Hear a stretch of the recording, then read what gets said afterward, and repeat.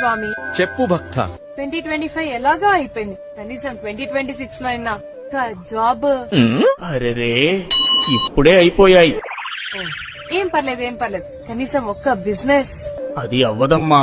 మరి అదృష్టం లేదు. ఏమున్నాయి మరి? ఏం కావాలి భక్త? సంతోషం లేదు. మనశ్శాంతి లేదు.